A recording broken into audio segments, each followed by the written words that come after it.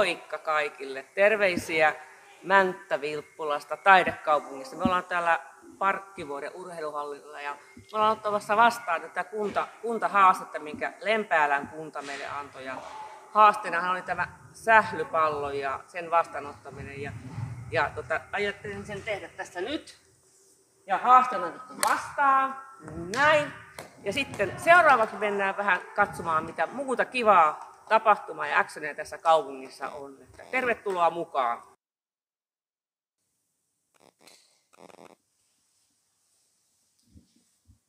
Mänttä-Vilppula tunnetaan taidekaupunkina ja se tunnetaan myös teollisuuskaupunkina.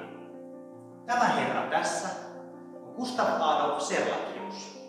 Hän oli Tampereella apteekkarina ja päätti, että hän perustaa paperitehtaan. Ja hän perustaa paperitehtaan tänne nykyisen Mänttä-Vilppulan alueelle. Ja sitten tutustutaan tuohon toiseen herran vielä.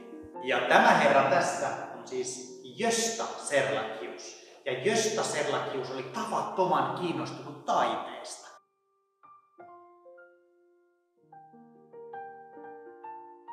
Kaksi Serlachius-museota, eli taidetta on yllin kyllin. Eli tämä museo on puolestaan Gustav Serlachius-museo ja se edellinen oli Gösta. Kannattaa ehdottomasti tulla tutustumaan. Tulevaisuuden kunnan keskeisenä tehtävänä on kuntalaisten hyvinvoinnin ja terveyden edistäminen. Ja siitä, että kunnat onnistuu siinä tehtävässä, niin meitä palkitaan sitten HYTE-kertoimen muodossa parempina valtionosuuksina.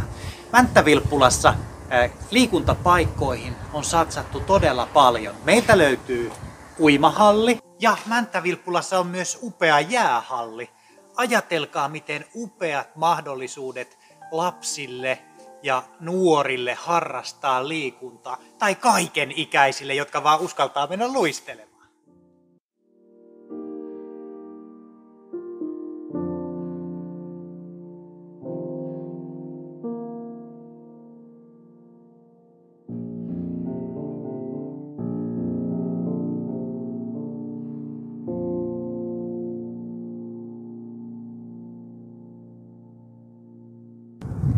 Hei vaan, nyt ollaan täällä Mäntässä sijaitsevan paperitehtaan pääportin läheisyydessä ja nyt ollaan sitten jatkamassa tätä kuntahaastetta ja kuntahaaste lähtee näiden kahden paikallisen tuotteen mukana Ikaalisten kaupunkiin ja nyt sitten haastaan Ikaalisten kaupunki